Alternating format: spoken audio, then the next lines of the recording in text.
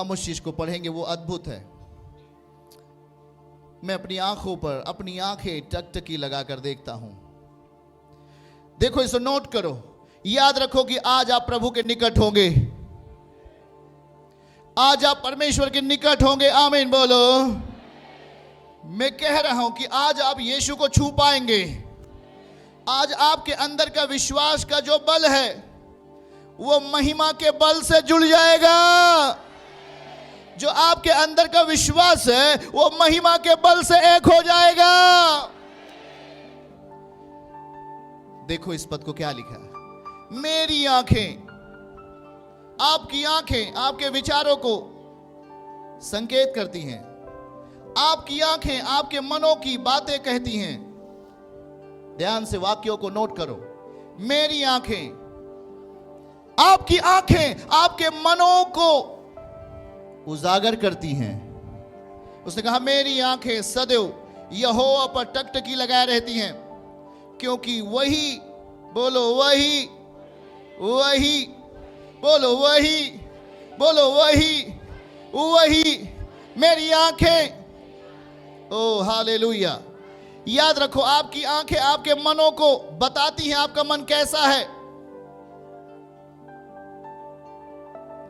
क्या आप समझ रहे हैं हमारी बातों को? आपकी आंखें आपके मनों को बताती हैं, आपके मनों के स्वभाव को बताती हैं।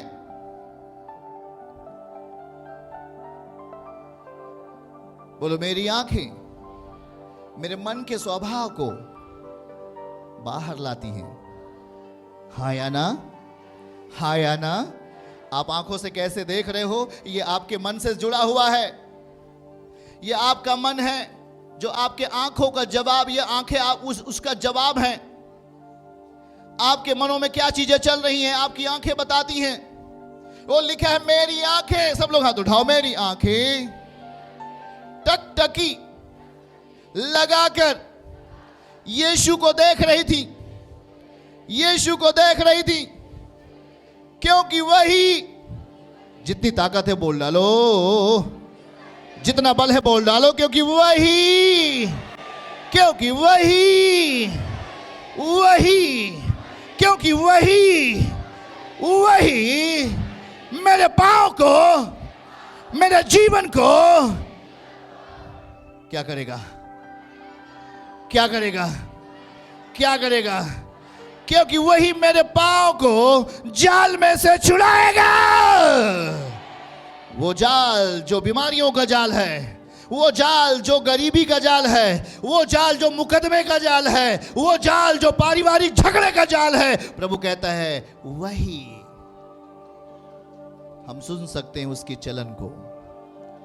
वो चल रहा है आपके बीच में इस वचन के द्वारा। अगर मैं यहां वचन नहीं बोलूं तो सामने कुछ होने वाला नहीं है। याद रखो, ये वचन है जो परिचय देता है अपना। वचन अपना परिचय देता है।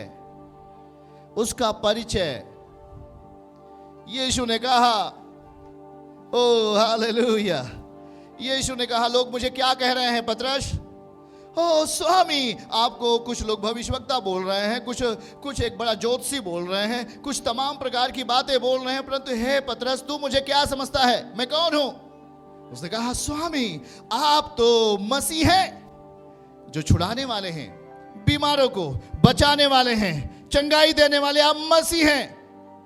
प्रभु ने कहा, पतरस अब तू चट्टान पे होगा, अब तू चट्टान पे होगा। आमीन बोलो। अब तू चट्टान पे होगा। आमीन बोलो। याद रखो, हमें उसे पहचानना है, हमें उसकी ओर देख लेना है और हमें कह देना है, ये मसीह है जो हमें बचाएगा, जो हमें छुड़ाएगा। हमें अपनी आंखें उसकी ओर टकटकी लगा के देखते रहना है। वही मेरे पांव को जाल में से छुड़ाएगा। याद रखो, याद रखो, वो हमें छुड़ाने वाला है। आमीन बोलो। कोई कुछ बोलता है, रुके रहो। जल्दबाजी का निर्णय आपको गड्ढे में ले जाएगा। पर याद रखो, जितना आप यीशु पर विश्वास करते हो वो कहीं अधिक ज्यादा विश्वास योग्य है आपके लिए। पर उसके विश्वास योग्यता को दूषित मत बनाओ, उसकी विश्वास योग्यता को गड्ढे में मत लेके जाओ। उसकी विश्वास योग्यता को बराबर स्थानों पे काम करने दो, काम करने दो। वही है जो मेरे पांव को जाल में से छुड़ाएगा। आमीन बोलो। वे आपके जीवन को ताजगी अवस्था में रखेगा। हर विश्वास की बातें जो वचन में हैं, हर विश्वास की बातें जो वचन से लिपटी हुई हैं, आमीन बोलो। किसी ने कहा सुबह उठते ही यहोवा मेरा चरवाहा है और मुझे कुछ घटी ना होगी। जिंदगी में उसको कभी कुछ घटी नहीं हुई। याद रखो, जो चीजें आप सीख रहे हो वो वचन है, और वचन एक मटेरियल है, वचन एक शक्ति है। और जब आप इसे सुन लेते हो और आप अपने विश्वास की जगहों पर इसे रख लेते हो, परिणाम आपके सामने होगा। आपके बेटे बेटियों में यीशु मसीह के नाम में, आपके नाते रिश्तेदारों में परिणाम दिखाई देगा यीशु मसीह के नाम में। ओ विश्वास, बगल वाले को हाथ पकड़ के बोलो विश्वास वचन से आ रहा है, बगैर वचन के विश्वास नहीं है। वचन स्रोत है, विश्वास का स्रोत है, छुटकारे का स्रोत है, समृद्धि का। किसी ने कहा मुझे कुछ समझ में नहीं आ रहा है, तो याद रखो, समझने का प्रयास करो। जो चीजें प्रभु सिखा रहे थे वो आत्मा से लिपटी हुई थी, जो उनके मुख से निकल रहे थे वो आत्मा से लिपटी हुई थी। आमीन बोलो। आत्मा से लिपटी हुई आवाज है जो आपको छू रही है। इसलिए हमें एक वचन दिया गया और कहा गया तू इस पर विश्वास कर। हमें कुछ भी छोड़ने के लिए नहीं कहा गया। जो वचन से आ रहा है, जो वचन से आ रहा है, प्रभु ने कहा उसे पकड़ लो, जाने मत दो।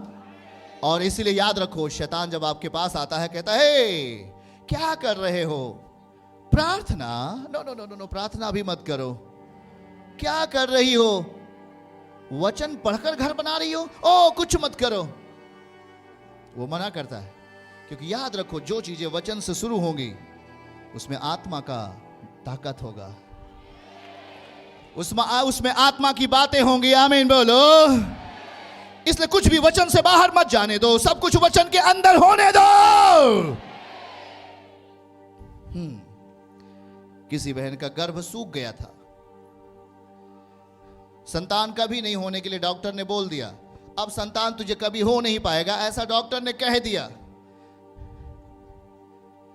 याद रखें, हर वचन प्रमाण देता है अपनी उपस्थिति का उस व्यक्ति के अंदर जहां वो है। कोई बोलता है मैं वचन में हूं, तो वचन के लिए एक माहौल दो। कोई कहता मैं वचन में चलता हूं, उसे माहौल दो कि वो आपके अंदर बलपूर्वक काम करे। किसी व्यक्ति को अपनी सीट पर बैठने के लिए अगर आप अनुमति देते हैं तब वो बैठेगा। याद रखिए, जब वो बैठेगा तो आपसे बातें करेगा। आमीन। जब आपके साथ बैठेगा तो आपके मन की बातों को जानेगा। आमीन। उसी तरीके से परम पिता का वचन है, जब आप उसे अपने संग बैठने दोगे, जब आप उसे अपने घरों में लाओगे, जब उसे अपने मन मस्तिष्क में लाओगे, वो आपकी कुंडली को जान लेगा और उसे बदल डालेगा, अपनी महिमा में बदल देगा, अपनी शक्ति में बदल देगा। आमीन बोलो। ओ उसे कहो मेरे प्रभु मेरे समीप आ और मेरे दिल में बैठ जा। कोई मुझे गाली देता है क्या? देने दो। कोई मुझे निंदा करता है, उसे निंदा करने दो। याद रखो, निंदाएं बलवान नहीं है मसीह से। बगल वाले का हाथ पकड़ के बोलो निंदाएं बलवान नहीं है मसीह से। मसीह से संसार की कोई भी, ये विश्व की आत्मा, ये संसार की आत्मा बलवान नहीं है मसीह से। हालेलुया। याद रखो, हमें इस बात को कह देना है। किसी ने कहा कोई मुझे जादू कर दिया, किसी ने कहा कोई मुझे जादू कर दिया। आपने जादू को क्या कह दिया? किसी ने अगर आपके ऊपर जादू किया तो याद रखो वो जादू यीशु के पांव के नीचे है।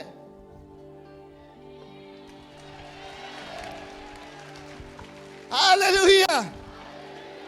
मैं भी आपको दिखाता हूं। इसमें कई लोग हैं जो जादू की आत्मा से परेशान हैं। आज मैं उन्हें इसे ऐसे करूंगा। आमीन बोलो, क्योंकि हम अभ्यास कर रहे हैं वचन को लेकर। आमीन बोलो। अगर आप खेत को कल्टीवेट करना चाहते हैं, आपके पास एक क्या होना चाहिए? क्या? हल होना चाहिए। अगर आपके पास हल नहीं है तो आप उस जमीन को विकसित नहीं कर पाओगे।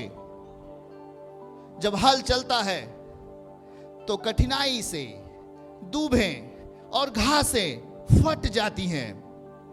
वो जमीन फट जाता है जो अपने आप को कहता है कि मैं कभी कुछ दे नहीं सकता, जो जमीन कहता है कि मैं कभी फलवंत नहीं हो सकता। लेकिन जब मसीह का हल, विश्वास का हल उस भूमि पे चलता है तो वो जमीनें फट जाती हैं। हालेलुया। ये है वचन से मिली हुई आयत। आमीन बोलो। बगल वाले को पकड़ो और बोलो, ये वचन से मिली हुई आयत है, ये वचन से मिला हुआ समय है। अपने आप को कमजोर मत समझो। याद रखो कि आपकी हर बातें वचन से मिली होनी चाहिए। जब आप कुछ बोलते हो, जब आप कुछ कह रहे हो, उसमें आत्मा का बल होना चाहिए, उसमें आत्मा का मिश्रण होना चाहिए। आपकी दिल की बातों से उस विश्व की आत्मा को हराएगा परमेश्वर का वचन। इसलिए तैयार हो जाओ उसकी महिमा के लिए। याद रखो, इसलिए प्रभु कहता है कि मेरे बेटे बेटियों, तुम्हें क्या करना चाहिए? तुम्हें किस अवस्था में आत्मिक जीवन को जीना चाहिए?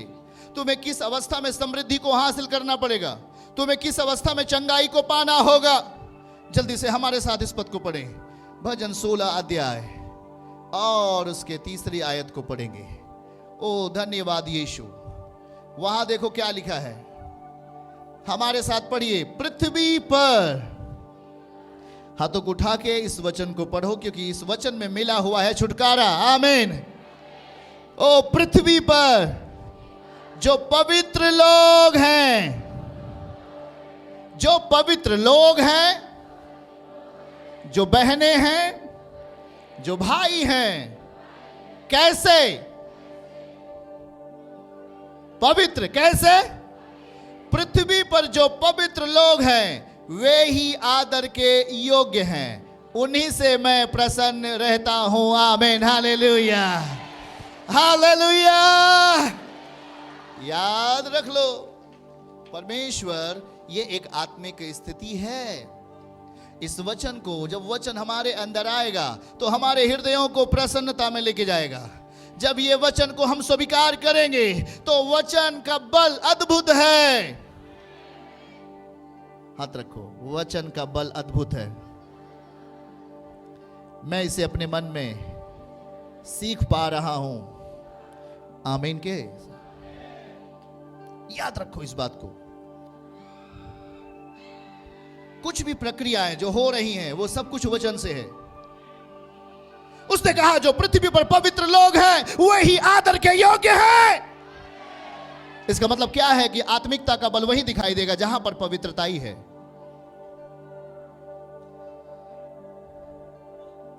जहां पर पवित्रता ही है, कुछ भी लुच्चपन में नहीं मिलेगा। कोई बहन थी, 2 दिन के पहले मुझे समाचार मिला। हाँ, उसके बगल एक डीजे बज रहा था और संसार की आत्माएं वहां पर नाच रही थी। पर वो बहन अपने घर से निकली, वो एक विश्वासी थी और एक बहुत बड़ी बीमारियों से चंगी हुई थी। सुनो जरा, बहुत बड़ी बीमारियों से वो छूट गई थी। खुदा ने उसे चंगाई दे दिया था। उसने विश्व की आत्मा को, संसार की आत्मा को टाटा बाय बाय कर दिया था। पर याद रखो, जिस दिन डीजे घर के बाहर बज रहा था वो घर से निकली और डीजे में जाकर के ठुमका लगाने लगी। और जैसी वो नाच के घर पे आती है, शैतान का हमला उस पर था। रात को यहां पे लाए, शायद यहां पे बैठी होगी, और रात को उसको यहां पे लाए। याद रखो कि हम परमेश्वर को मजाक नहीं समझें। हम अपनी आत्मा को अगर संसार की आत्मा में देंगे तो वहां जादू का हमला होगा, वहां पर गरीबी का हमला है, वहां पर शैतानी हमले हैं। वो जिस अवस्था में नाच रही थी, वो नाचने के लिए चली गई मेरे लोगों ने मुझे कल बताया कि वो जब नाचने के लिए गई तो संसार की आत्मा ने उसे पकड़ लिया, और जानते हो बाइबल क्या लिखता है? 7 गुने बल से वो आत्मा आपको कुचल डालेगी। कितने गुने बल से? अगर यीशु ने उसे चंगा कर दिया, अगर प्रभु ने उसे वहां से निकाल दिया, तो उसे फिर से अपने जीवन में आने के लिए कोई स्थान मत दो। अगर आप उसे स्थान देते हैं तो वो बड़े बल के साथ आएगी और आपकी परिस्थितियों को चबा जाएगी।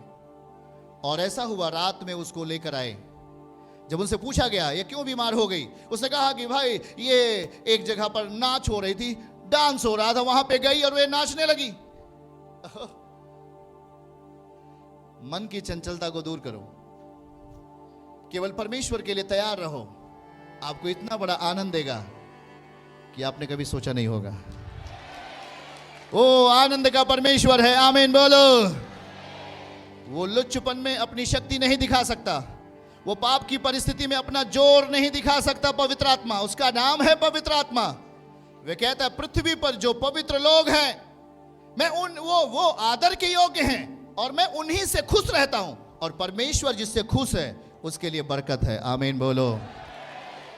जो पवित्र जीवन जिए, याद रखो, चाहे वो अभी कंगाली के वसम क्यों ना हो, अगर वो अभी पवित्रताई में जीवन जी रही है, कोई भी बहन, कोई भी भाई अगर पवित्रताई के साथ जीना शुरू कर दिया, तो याद रखो उसकी परिस्थितियों के सामने एक बेहतर जीवन होगा यीशु मसीह के नाम से, हालेलुया।